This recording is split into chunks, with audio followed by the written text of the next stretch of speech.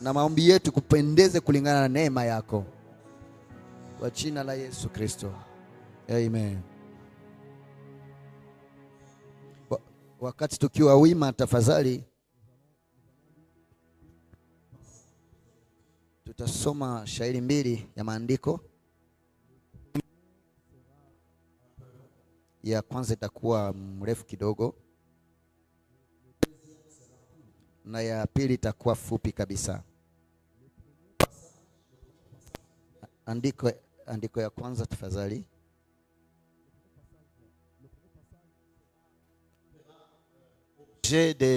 De notre séminaire pendant cette semaine. Na usomi wa kwanza ndo itakuwa somo ya semina yetu katika wiki nzima. Mais le deuxième passage, ila usomi wa pili, c'est celui que nous allons exploiter aujourd'hui. Ndo tutachambua siku ya leo. 1 Corinthiens chapitre 11. Wakorinto wa kwanza sura yake ya 11. Le verset 23 jusqu'au verset 30.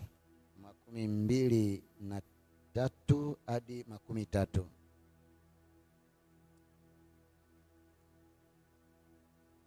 Tunasoma katika jina la Yesu.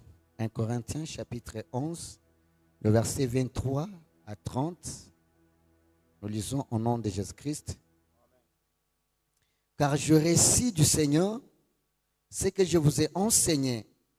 C'est que le Seigneur Jésus, dans la nuit où il fut livré, prit du pain, et après avoir rendu grâce, les rompit et dit, ceci est mon corps qui est rompu pour vous, faites ceci en mémoire de moi. De même, après avoir soupé, il prit la coupe et dit, cette coupe est la nouvelle alliance à mon sang, faites ceci en mémoire de moi toutes les fois que vous en boirez. Car toutes les fois que vous mangez ce pain et que vous buvez cette coupe, vous annoncez la mort du Seigneur jusqu'à ce qu'il vienne. C'est pourquoi celui qui mangera le pain ou boira la coupe du Seigneur indignement sera coupable envers le corps et le sang du Seigneur. Que chacun donc se prouve soi-même à qu'ainsi il mange du pain et boive de la coupe, car celui qui mange et boit sans discerner le corps du Seigneur mange et boit un jugement contre lui-même. C'est pourquoi, c'est pour cela qu'il y a parmi vous beaucoup d'infirmes et de malades et qu'un grand nombre sont morts. Parole du Seigneur. Amen. Prenons Matthieu 27.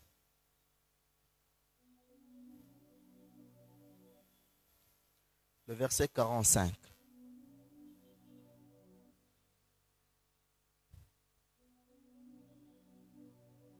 Matthieu chapitre 27, le verset 45, il est écrit.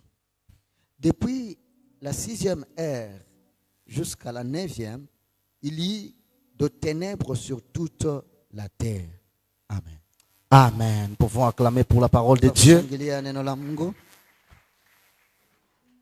Gloire au Seigneur Jésus. Nous bénissons l'Éternel pour ce moment qu'il nous accorde et pour ce privilège qu'il nous donne d'être compté du nombre de vivants.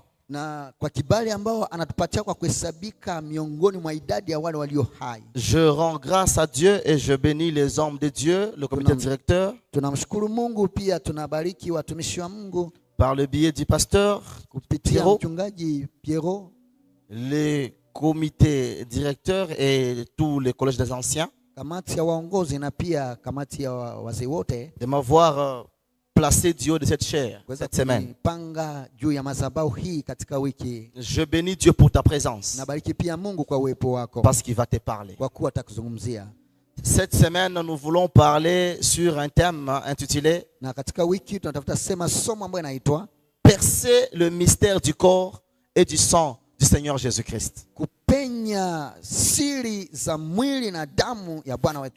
Pourquoi j'aimerais que nous puissions parler de ce thème? C'est parce que je veux élucider ces 3 petits passages qui sont au verset 24. Pardon, au verset 27. Au verset 28. Et au verset 29. Ou bien même au verset 30. C'est pourquoi celui qui mangera le pain ou boira le corps du Seigneur indignement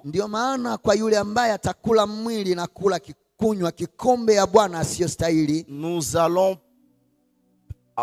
entrer en profondeur pour savoir qui est celui qui mange le corps du Seigneur indignement.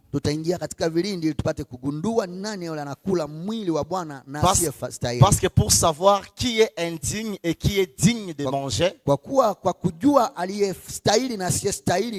le verset qui suit dit,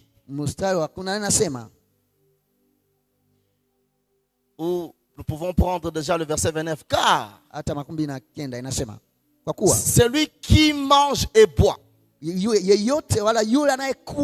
sans discerner le corps du Seigneur mange et boit un jugement contre lui-même. Donc celui qui mange indignement, c'est celui qui mange sans discernement. Amen. Amen. Nous allons entrer en profondeur cette semaine. Mais laissez-moi vous révéler d'abord ce que vous devez discerner. C'est pourquoi aujourd'hui nous allons parler d'un sous-thème intitulé le mystère de 3 heures des ténèbres.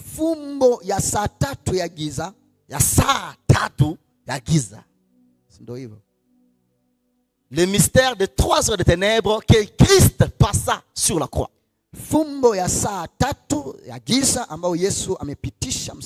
Parce que la cérémonie de la Sainte Seine est synthétisée par le passage de Matthieu 27. Tout ce que Jésus dit, je rends mon corps, mangez mon corps, buvez mon sang. Cela est synthétisé par les 3 heures qu'il avait passé à la croix. Cela veut dire que l'Éternel veut que tout celui qui veut manger le corps et boire le sang puisse connaître ce que ce corps-là cache.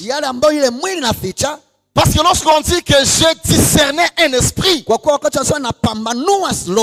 ou j'ai discerné quelqu'un, ça veut dire que je suis parvenu à comprendre ce que cet homme cache en lui. Alléluia. Amen. On ne peut pas discerner la chose que nous n'avons pas comprise. Si on dit que celui-là a un discernement des esprits, ça veut dire qu'il peut parvenir à découvrir le revers de l'esprit qui lui parle.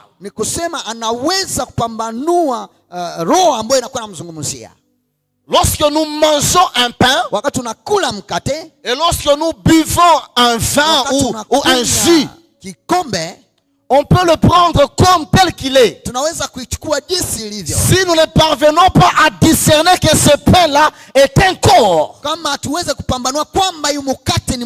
qui porte les mystères de Dieu, nous allons mourir. C'est pourquoi Paul dit, chez vous il y a beaucoup d'infirmes. Chez vous il y a beaucoup de malades. Et chez vous nombreux sont morts. Pourquoi? Au lieu de discerner la guérison dans le corps, ils ont mangé injustement. Sans discerner. Au lieu de discerner les saluts dans le corps pour être sanctifiés et purifiés, ils ont mangé sans discerner. Au lieu de manger la vie, parce que Jésus dit, moi je meurs afin que mes brebis aient la vie et la vie en abondance. Au lieu de discerner la vie, ils ont mangé indignement sans discerner. Alors ils sont morts faute de connaissance. Alléluia. Amen. Qu'est-ce que nous sommes en train de prier ici? Si nous prions sans discerner le corps de Christ, nous ne pouvons rien recevoir de lui. Parce que nous, laissez-moi entrer dans le vif de mon message. Comme je disais, Matthieu 27, 45 nous dit que pendant 3 heures, il lit des ténèbres sur toute l'étendue de la terre. Pourquoi? Parce qu'un agneau de Dieu était en train de soupirer et qui devait expirer à la croix. Mais cette mort cachait le salut de l'humanité. Et dans tout cela, nous devons savoir que Dieu, ce n'était pas la première fois que Dieu travaillait dans les ténèbres. Dieu a toujours travaillé dans les ténèbres. C'est pourquoi laissez-moi vous dire que ce n'est pas toute ténèbre qui cache le diable. Et ce n'est pas toute lumière qui cache Dieu.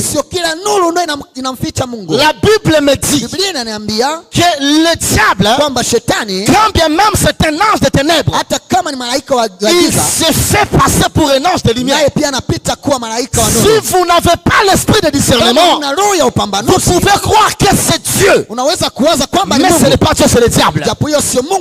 Tout comme Dieu aussi peut venir vers toi d'une manière qui semble ténébreuse, mais ce n'est pas le diable qui vient, c'est Dieu qui vient. Alléluia. Amen. Qu'est-ce que les ténèbres? Les ténèbres, c'est une privation de lumière. C'est de l'obscurité. C'est l'ignorance. C'est l'incompréhensible. C'est la souffrance.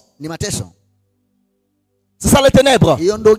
Quand tu traverses les ténèbres, tu souffres. Parce qu'il te manque la lumière. Mais ce n'est pas à dire que comme tu souffres, que tu es seul. Non. Alléluia. Amen. Le ténèbre, c'est l'ignorance aussi. Tout ce que à tout moment, quand tu es dans l'ignorance de telle ou telle autre chose, ça veut dire que tu es dans les ténèbres par rapport à la chose. Alléluia. Amen. Vous allez bien comprendre. Quand est-ce que Dieu se couvre de ténèbres devant l'homme? C'est lorsqu'il veut faire une chose dans laquelle l'homme n'a rien à faire à part y croire.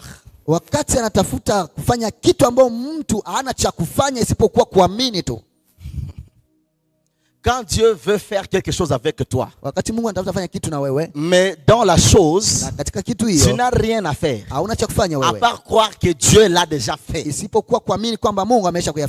te couvre de ténèbres.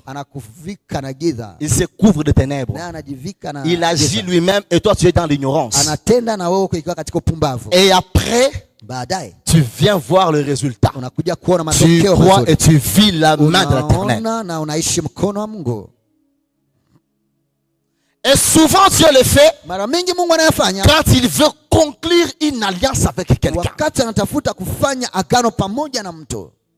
Dieu veut faire alliance avec Abraham. Mungu anatafuta kufanya agano pamoja na Ibrahim. Genèse 15. Katika Mwanzo 15. Et Dieu na Mungu lui dit, anamwambia, apprête le sacrifice. Andaa zabihu. Toi et moi, nous savons quel était le rôle du sacrifice dans l'alliance. Mimi na wewe tunajua ilikuwa kazi gani ya zabihu katika agano. En fait, dans l'alliance, lorsqu'on préparait le sacrifice, sema katika agano wakati walikuwa wanaandaa zabihu, et c'est ce que même Dieu aussi avait fait nous allons les voir dans ces passages. Na ndio ambao pia Mungu alifanya, tutaona katika shairi hiyo. On prenait le sacrifice, l'animal, et on le coupait en deux. Walikuwa wanachukua nyama wanaipasua mara mbili. Qu'est-ce que cela voulait dire? Hiyo ilikuwa inamaanisha nini? Après avoir fait les serments, kisha kufanya matamko, les deux personnes qui contractaient l'alliance, hao watu wawili ambao walifanya hiyo agano, devaient se prendre par la main, ingelibidi wajichukue mkononi, et passer à travers les deux parties de l'animal. Wanapita katikati ya hiyo sehemu mbili ya nyama. Cela signifiait quoi? Hiyo ilikuwa inamaanisha nini? Que celui qui ira à l'encontre de ce qui vient d'être dit ici, kwamba yule ambaye atenda kinyume na yale ambayo yanasemekwa hapa, son sort sera semblable à celui de cet animal. Na hali yake itakuwa, matokeo yake itakuwa yafanana kama hiyo nyama. Il devra mourir comme cet animal. Ilibidi afe kama hiyo nyama. Mais maintenant Dieu c'est un Dieu c'est un feu dévorant. Sasa Mungu anakuwa moto ulao. Quand il viendra prendre Abraham par la main, wakati atamchukua Ibrahimu kwa Abraham sera consumé. Ibrahimu naye ataungua. Dieu est le créateur incréé, lui il ne défaille jamais. Ni muumbaji asiyeumbwa na hayakosa hata siku moja. Si il fait cette opération avec toi, akifanya hiyo kazi pamoja na wewe, cela veut dire qu'il te condamne toi à mourir. Ni kusema wewe anakuhukumu ufe. Lui il ne défaille jamais. Yeye ashindwe kamwe. C'est pourquoi il fallait que Dieu amène le ténèbre et un sommeil sur Abraham. Et Dieu opéra cette opération lui-même. Et après, il dit à Abraham, je te donne cette terre à partir du Jourdain jusqu'aux limites de l'Égypte. Toi, tu n'as rien à faire. Toi seulement que tu as reçu. Amen. Amina. Il lui dit, non, attends. Mais avant de te donner cette terre, tes fils iront en captivité, en esclavage, pendant 400 ans. Le temps que les gens qui vivent sur cette terre, leur iniquité arrive au comble. Et quand leur iniquité arrivera au comble, je prendrai tes enfants, je viendrai accomplir ces serments que je t'ai fait aujourd'hui. Est-ce que quelqu'un me comprend? Dans cette alliance, qu'est-ce qu'avait fait Abraham? Amener le ténèbre pour qu'il ne voit pas. Deuxième exemple, c'est la nouvelle alliance en Jésus-Christ. Dieu veut traiter alliance avec l'église. La nouvelle alliance dans le sang de Jésus. Mais comme l'église ne peut pas souffrir à la croix, nous allons les voir comment est-ce que Jésus était passé à travers les voiles. Donc dans cette alliance, l'animal qui devait être coupé en deux, c'était Jésus. Il se coupe en deux lui-même. Et il passe. Le jour où toi tu croiras en moi, si je n'arrive pas à te protéger, que je meurs encore comme moi-même je suis mort pour toi. Alléluia. Amen. Quand est-ce que Dieu couvre l'homme de l'obscurité? C'est lorsque Dieu veut te faire marcher par la voie qu'il a tracée pour toi. Il t'annonce la destinée, mais pour te faire marcher et te faire arriver à la destinée, il te couvre de ténèbres. Parce qu'il veut façonner, il veut modeler ta vie. Et il veut t'amener sur une voie que tu ne connais pas, mais jusqu'à te faire entrer dans ta destinée. C'est l'exemple de Joseph. il voit des rêves. Anaona mandoto. Et il voit que toute sa famille doit se prosterner devant lui. Anaona kwamba jamaa yake yote inamshuhudia yeye. Mais pour que cela puisse arriver, lakini ili hiyo ipate kufikia, il faut une période de ténèbres. Lazima kuwe muda wa giza. Où il est réduit en esclave. Ambaye anafanyikwa kuwa mtumwa. Il est vendu par ses frères. Ameuzwa na ndugu zake. Il se retrouve en train de subir anaona akipitia des périodes et des périodes de difficultés. Mapito magumu kabisa. Mais cette période de ténèbres s'appelle les voies insondables mais droites de Jésus-Christ. Ta souffrance te prépare à ta gloire. Mais cette souffrance-là, c'est ça la voie que Dieu a tracée pour toi. C'est le cas aussi de Moïse.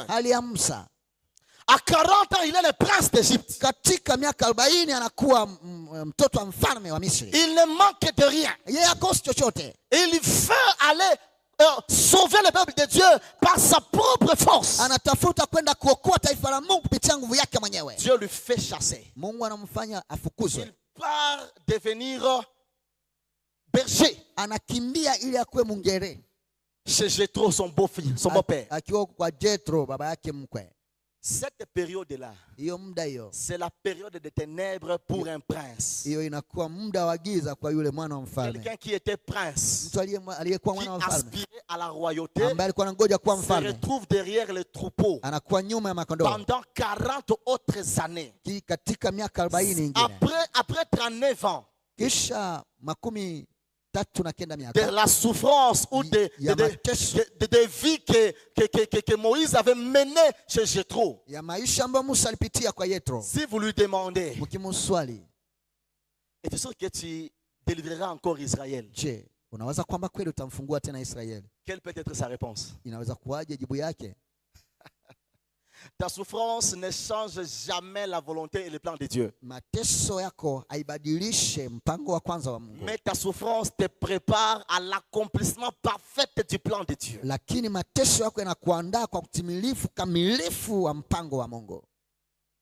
Alléluia. Amen. Même ce ténèbre que dans lequel tu es concourt à ton bien.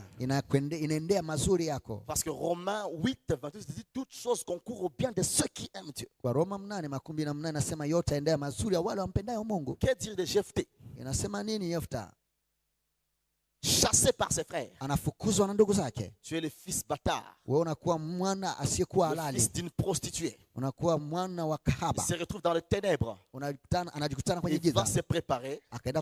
Mais Dieu vient. Il le prend de là pour le faire chef de ses frères. Que dire de David? À 17 ans déjà, il tue Goliath. Les femmes chantent.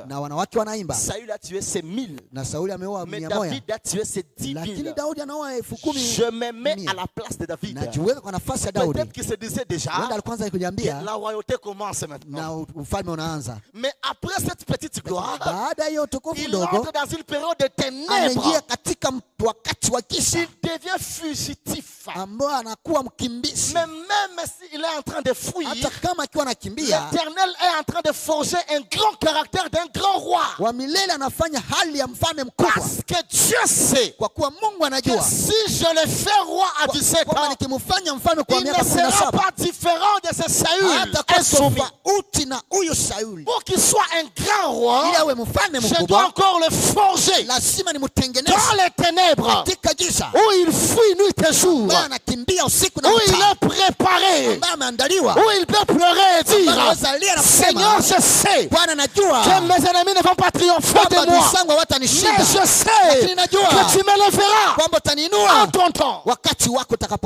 Bien-aimé, le ténèbre dans lequel tu es maintenant te prépare à entonner un cantique nouveau où tu diras Hosanna au présent. Parce que malgré la durée, et puis ce qui est bien avec Dieu, et que lorsque tu as un long durée, un long moment des ténèbres, sache que ta gloire est tellement grande. Christ traverse 3 heures. Mais qu'est-ce qu'il fait? Il donne sa vie pour nous. Et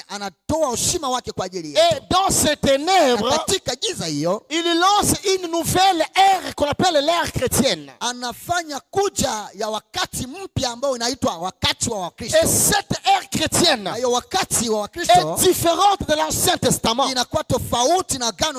par 5 points majeurs. Premièrement, le Saint-Esprit quitte la où il était dans l'Ancien Testament. L'Esprit du Seigneur qui était sur l'homme. Jésus, dans les 3 heures de ténèbres, il dit à l'Esprit, tu vas entrer maintenant dans l'homme. Tu seras en permanence avec lui. Moi, Dieu, je ferai de cet homme ma demeure. La première des choses, dans l'Ancien Testament, le peuple de Dieu n'était pas la demeure de Dieu. Dieu habitait dans les temples. Mais dans le Nouveau Testament, tu es le temple de Dieu. Tu marches avec Dieu partout. Quand tu dors, c'est Dieu qui dort avec toi. Quand tu te réveilles, c'est Dieu qui se réveille avec toi. Quand tu parles, c'est Dieu qui parle avec toi. Tout ce que tu fais, et tu es accompagné par le Dieu grand qui vit en toi. C'est pourquoi tu deviens un homme Dieu, une femme Dieu. Alléluia. La deuxième différence, c'est qu'il y a le changement du sacerdoce. Le sacerdoce qui était lévitique devient maintenant un sacerdoce royal. Où même une femme peut prêcher et les hommes reçoivent Dieu. Même un Congolais peut prêcher et les hommes reçoivent Dieu. Dans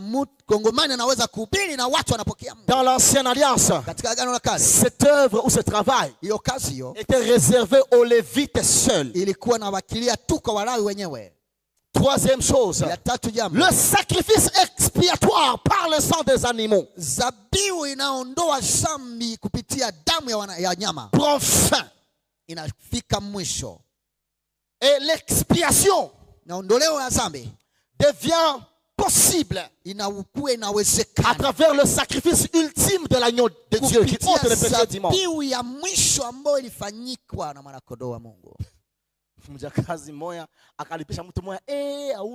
Une servante demanda à quelqu'un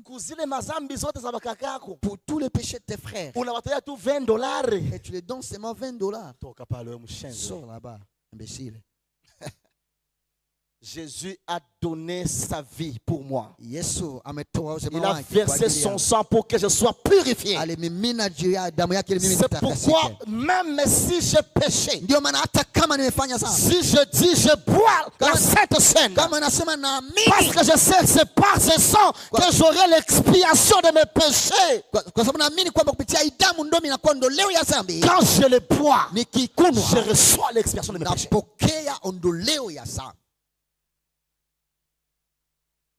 Quatrième chose, Dieu par le sacrifice de Jésus-Christ fait entrer les nations dans l'alliance de bénédiction d'Abraham.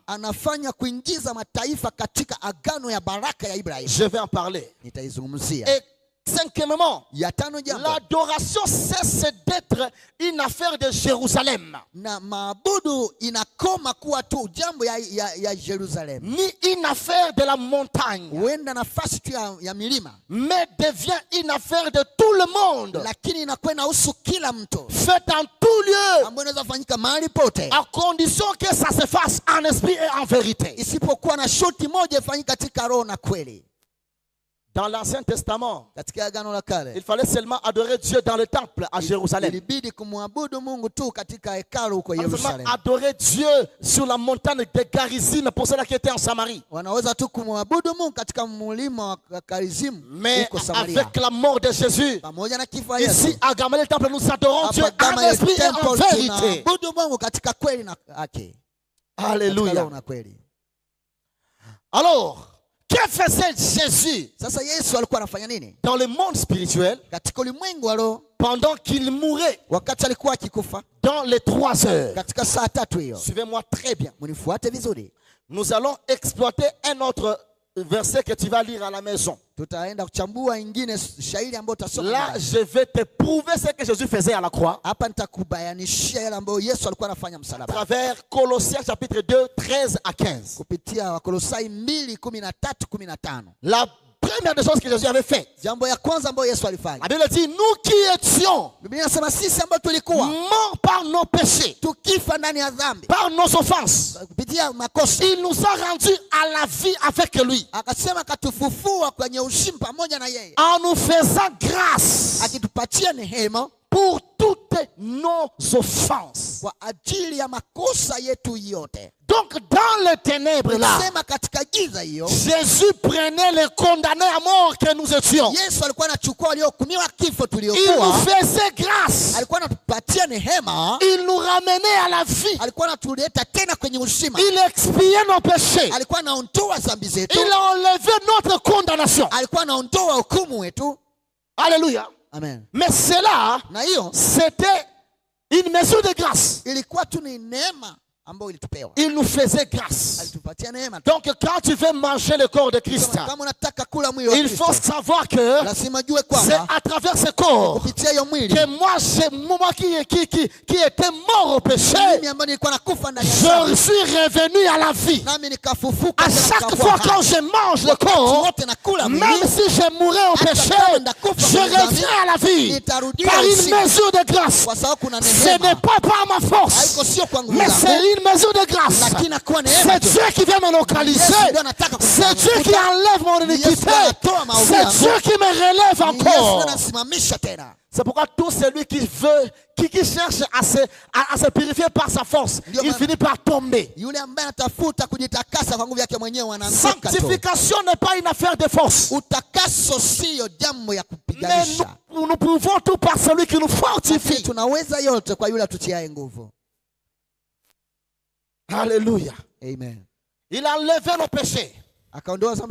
C'est pourquoi dans Jean 1, 29, la Bible dit qu'un jour, après le baptême de Jésus, Jésus passait. Et Jean le Baptiste le voit. Il dit à ses disciples, voici l'agneau de Dieu qui ôte les péchés du monde. Donc en mourant dans les ténèbres, l'agneau de Dieu devait ôter tes péchés et ôter mes péchés. Aujourd'hui, nous sommes classés au nombre de saints parce que l'agneau de Dieu qui ôte les péchés du monde avait ôté nos péchés. C'est la première des choses. Deuxièmement, nous étions sans alliance avec Dieu. Nous n'avons pas de signe d'alliance. Parce que le signe de l'alliance de Dieu avec Abraham, c'était la circoncision du corps. Mais nous étions des incirconcis. On n'avait pas d'alliance avec Dieu. Cela signifie aussi que nous étions maudits.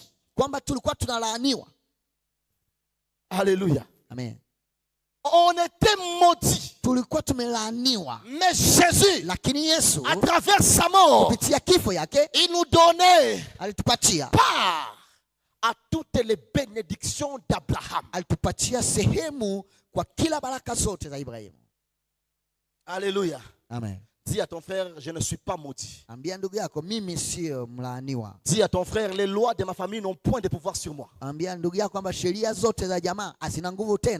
Galates 3, 6 à 9.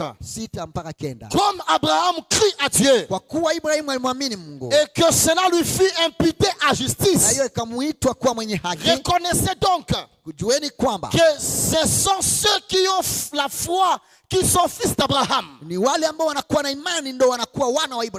Aussi l'écriture prévoyant que Dieu justifierait les païens par la foi.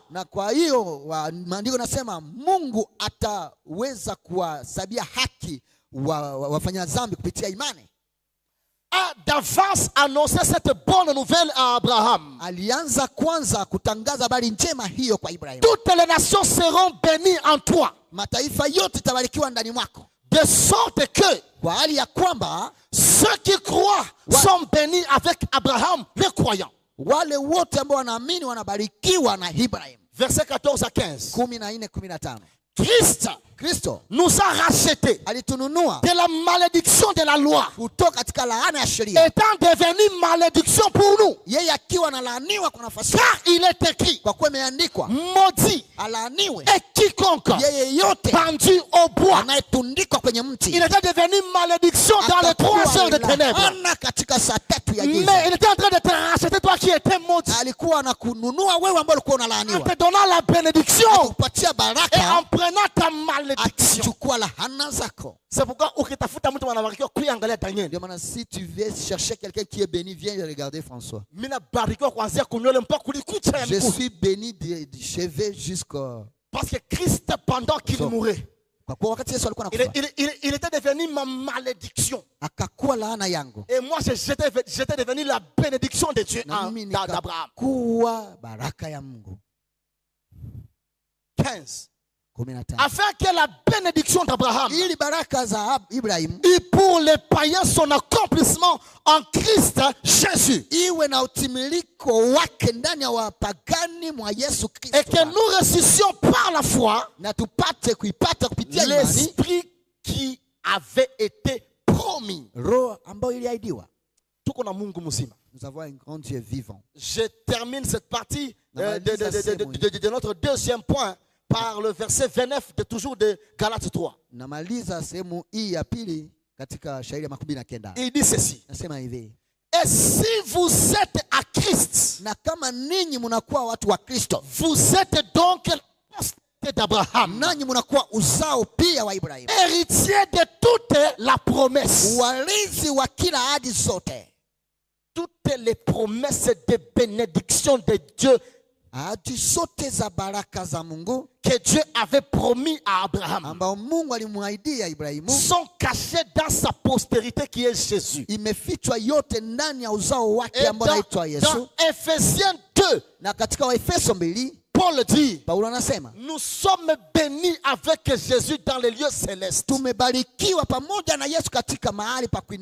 quand on te voit, on ne peut jamais dire il y a une malédiction familiale qui est sur toi. Et si tu ne discernes pas le corps, tu peux être en train de souffrir alors que tu ne devais jamais souffrir. Mais il faut discerner le corps. Quand je m'approche de la table du Seigneur, s'il y avait une réclamation qui me réclamait, commence à tomber au nom de Jésus. Tu manges la table du Seigneur et tu sors béni de Dieu. Alléluia. Amen. Troisième chose, c'est qu'il a effacé l'acte dont les ordonnances nous condamnaient et qui pesait sur nous.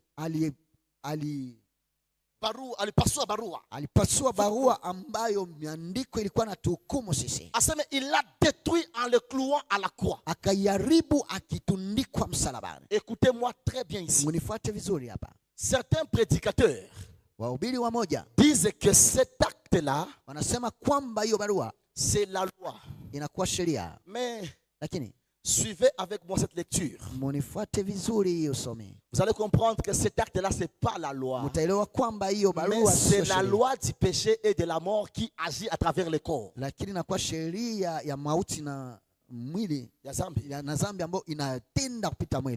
Amen. Hein? Amen. Donc, le corps que tu as, sans la présence du Saint-Esprit en toi, sans la mesure de grâce de Jésus en toi, tu pécheras encore et encore et encore. Mais ce qu'il faut faire, c'est être en Christ Jésus. Parce que si tu es en Jésus, tu es libéré de toutes malédictions. Je lis Romains chapitre 8. À partir du verset 1er.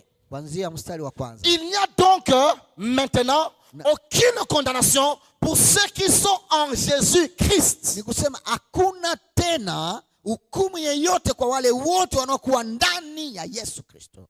En effet, kwa hiyo la loi de l'esprit de vie, sheria ya roho ya uhai en Jésus-Christ, ndani ya Yesu Kristo, m'a affranchi, imenifungua de la loi, kutoka sheria du péché ya dhambi et de la mort. na ya mauti pia. Donc il y avait l'esprit de vie en Jésus Kulikuwa roho ya uzima ndani ya qui Yesu est venu entrer en moi. ambayo imeniingia mimi ndani. En moi il y avait l'esprit du péché, la loi du péché et de la mort. Ndani mwangu mulikuwa sheria ya mauti na pia ya dhambi. Nous sommes d'accord? Tuko pamoja? Je continue. Naendelea. Car kwa sababu chose impossible à la loi, kitu ambayo kwa inawezekana kwa sheria, parce que la chair, kwa kuwa mwili la rendait sans force. ilikuwa naifanya siwe na nguvu. Qu'est-ce qui rendait la loi sans force? Nini ilikuwa nafanya sheria siwe na nguvu? Mwili. La chair, merci. Mwili. La chair la rendait sans force. Kwa kuwa mwili ilikuwa nafanya sheria siwe na nguvu. Dieu a condamné le péché dans la chair. Mungu alihukumu dhambi ndani ya mwili, en envoyant à cause du péché akituma kupitia dhambi son propre fils dans une chair semblable à celle du péché. Mwana wake wa pekee katika mwili ambaye unafanana ya ile ya dhambi. Donc la chair rendait la loi sans force. Nikusema mwili ilikuwa nafanya dhambi sio na nguvu. Dieu prit son propre fils. Mungu anachukua mwana wake wa pekee. Il le mit dans la chair du péché. Anamtia katika mwili wa dhambi. Il amena cette chair. Analeta hiyo mwili. Il la cloua à la croix. Anaitundika msalabani. Afin d'effacer la force de cette chair. Ili kuvuta kila nguvu yote ya mwili. 4. Ine. Et cela afin que la justice de la loi na ile ili haki ya sheria fut accomplie en nous, ipate kutimilika ndani mwetu, qui marchons non selon la chair, ambao tulikuwa tunatembea hapana kwa nyama. non si ambao tunatembea, sisi ambao tunatembea non selon la chair, hapana kulingana na nyama, mais selon l'esprit, lakini kulingana na roho. 5. Ceux en effet kwa hiyo qui vivent selon la chair ambao wanaishi kulingana na nyama s'affectionnent aux choses de la chair, wanaenda kurithi vitu vya mwili, tandis que lakini ceux qui vivent selon l'esprit wanaoishi kulingana na roho s'affectionnent aux choses de l'esprit. Wanapenda sana vitu vya roho. 6. Ya 6. Et l'affection de la chair, na upendo wa mwili, c'est la mort, ni mauti, tandis que l'affection de l'esprit, upendo wa roho, c'est la vie, inakuwa uzima et la paix. Na amani. C'est pourquoi ndio maana dans Esaïe, katika Isaya le châtiment qui nous donne la paix nasema mapigo était tombé sur lui. Imemwanguka juu yeye. Donc la vie que tu as, sema uzima unayo, la paix que tu as, amani unayo, était en Christ. Ilikuwa ndani ya Kristo. Et la mort na mauti que tu avais, le péché que tu avais, était dans ta chair. Pendant les 3 heures de ténèbres, Jésus effaça le pouvoir de la chair pour que tu sois dans la chair, mais que tu marches selon l'esprit. Pour que tu sois dans la chair, mais que tu aies la vie et la paix selon la loi de l'esprit de Dieu qui vit en toi. Nous allons continuer le vendredi. Que Dieu te bénisse. Donc ce que je t'amène d'abord à discerner, c'est que dans le corps de Jésus, il y a l'expiation de tes péchés à travers le sang qu'il a fait couler à la croix. Dans le corps de Jésus, Jésus t'amène à avoir part au chapitre des bénédictions d'Abraham. Alléluia. Amen. Si la bénédiction d'Abraham se traduit par la prospérité matérielle, tu as droit à la prospérité matérielle. Si la bénédiction d'Abraham se traduit par la longévité, tu as droit à une longue vie. Si la bénédiction d'Abraham se traduit par la vie éternelle, tu as droit à la vie éternelle. Et troisièmement, l'acte dont les ordonnances te condamnaient. Le pouvoir de la chair. Tu l'as vaincu. Dieu à ton voisin, je ne suis plus sous la condamnation de ma chair. Je ne suis plus conduit par la chair, mais par l'esprit. Parce que Dieu a envoyé son fils dans la chair comme la mienne. Pour me sauver de la loi de la mort qui était à moi.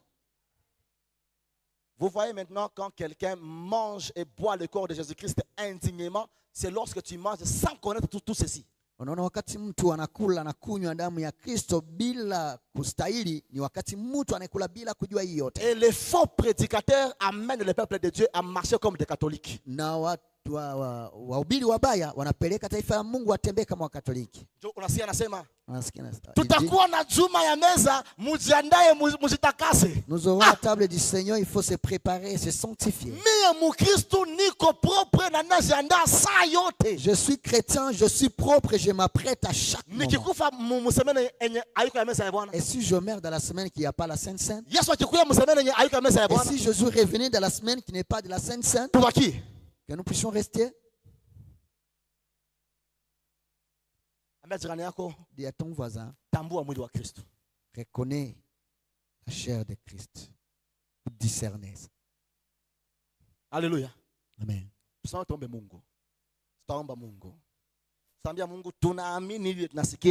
Nous allons dire au Seigneur, nous croyons ce que nous venons d'entendre. Si nous avions de péchés, les péchés commencent à tomber parce que nous croyons que tu étais mort pour nous sanctifier. Et puis nous allons dire encore à Jésus, nous croyons que nous n'avons plus de condamnation ou de malédiction.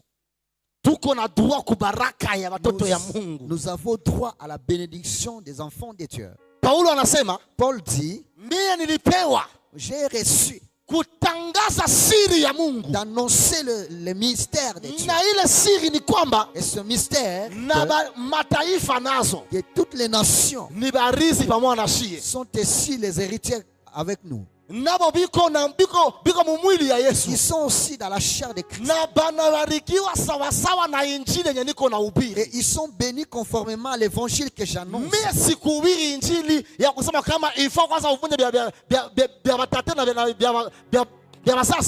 Moi je n'ai pas prêché qu'il fallait d'abord manger ce qui est des parents. Jésus dit, je suis venu séparer l'homme et sa femme. Moi Jésus, je suis venu séparer l'enfant et sa mère.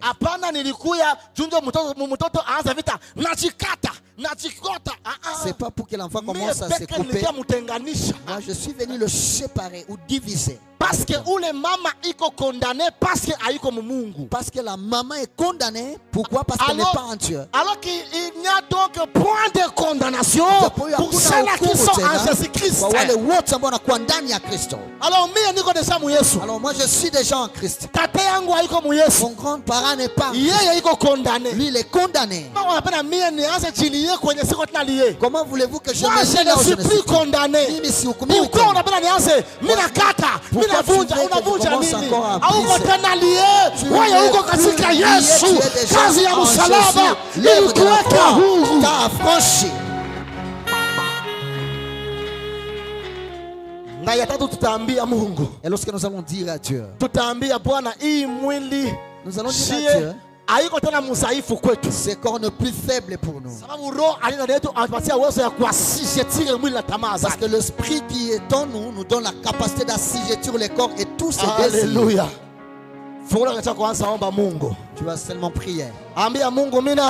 Dis au Seigneur, je crois que mes péchés étaient expiés. Maintenant, même si je me culpabilisais, je crois que je n'ai pas ce péché. Parce que tu es mort pour moi. Commence à prier. Oh Jésus. Jésus. Jésus. Alléluia. Même si nous étions pécheurs, même si nous avons du péché, rouge comme de la cramoisie, Tu nous rendras purs et blancs comme la neige et comme la laine. Au nom de Jésus. Ulikufa ile siku na mimi nilikuwa nakufa Musami, ukanifufua tena. Ce soir je reconnais que Christ est mort. Il m'a ramené à la vie. Mes péchés sont tombés. Mes péchés sont expiés. Mes péchés sont allés au long de moi. Je suis séparé de mes péchés. La manière dont l'Orient est éloigné de l'Occident. Au nom suprême de Jésus, les péchés de ma famille, de ma femme, de mes enfants, de mon mari sont expiés. Parce que Christ, tu nous as sauvés, tu nous as rachetés de la malédiction et du péché. Au nom suprême de Jésus, tu nous as fait grâce. C'est une grâce. C'est une grâce. Ce n'est pas notre force. Ce n'est pas nos œuvres. Afin que personne ne se glorifie. Le mystère du 3 des 3 heures, c'est que nous sommes purs, nous sommes saints, lavés par le sang de Jésus. Confesse ta sanctification. Confesse ta sainteté. Confesse la purification de ta famille. Déclare que vous êtes un peuple saint de Dieu. Alléluia. Alléluia.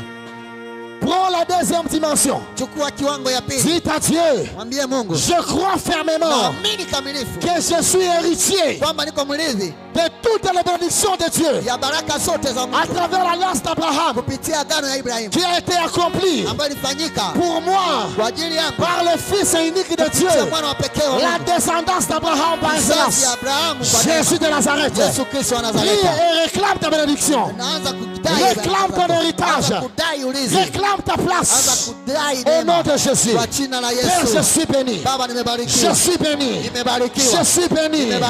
J'ai été fait héritier des bénédictions d'Abraham à travers la mort et la résurrection de Jésus-Christ. Je discerne cela. Je discerne cela. Je discerne que Christ m'a donné place dans la nouvelle alliance. Il a fait de moi un béni, héritier, ayant droit au chapitre, ayant droit au chapitre, capable d'hériter toutes les bénédictions d'Abraham. Au nom de Jésus, ma famille, ma descendance est bénie. Ma descendance est bénie. Car tu fais miséricorde à ceux-là qui croient en toi. De la première jusqu'à 1000 générations. Je déclare que je suis l'ascendant, je suis la racine d'une génération bénie. Je suis la racine d'une génération bénie. Ma progéniture est bénie. Ce que mes parents ont vécu parce qu'ils n'avaient pas crié en Jésus, moi je ne le vivrai pas. Moi je ne le vivrai pas. Au nom de Jésus, nous sommes bénis.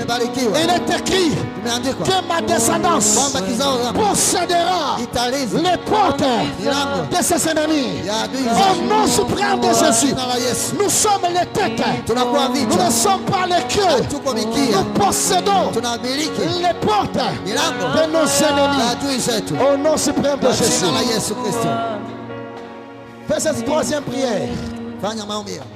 Tu vas dire à Dieu, je déclare que le pouvoir du corps, le pouvoir de la chair n'a pas de supériorité sur moi. Lorsque tu parles du corps, tu vois toutes les maladies que le corps t'impose. Tu vois toutes les faiblesses que le corps t'impose. Tu vois toutes les erreurs que le corps t'impose. Dis à Dieu, ce soir, je donne mon corps. Je domine mon corps. Je marche selon l'esprit. Je ne vais pas accomplir les désirs de la chair. Parce que Christ a effacé l'acte dont le rose me condamnait. Il a cloué. Il a détruit. En le clouant à la croix. Prie. Baba natangaza. Siko tena chini ya laana. Nguvu yote ya mwili haina uwezo juu yangu. Mama faiblesse ya mwili, toutes les faiblesses de la chair hazina nguvu juu yangu. Siko chini ya utumwa ya usharati. Siko chini ya utumwa ya ulevi. Siko chini ya utumwa ya ulafi. Siko chini ya utumwa ya kisirani. Siko chini ya utumwa ya vitusi. Siko chini ya utumwa wa dhambi tena. Mwili wangu naitawala Roho wa Mungu na sheria ya roho ya uzima iko ndani yangu. Sitembee selon la chair, natembea selon l'esprit. Katika Galate, katika Philippiens 4, 13 inaandikwa, je puis tout par celui qui me fortifie. Christ, c'est toi qui me fortifie. Mina shinda na mina tawala mwili kwa jina la Yesu. Dans le nom de Jésus. Dans le nom de Jésus. Dans le nom de Jésus. Dans le nom de Jésus. Dans le nom de Jésus. Commence à te débarrasser de toutes les condamnations qui pesaient encore dans ton cœur. Je me débarrasse, je me libère de toutes les condamnations, de toutes les fausses culpabilités. Je me libère, je me libère, je me libère, je me libère.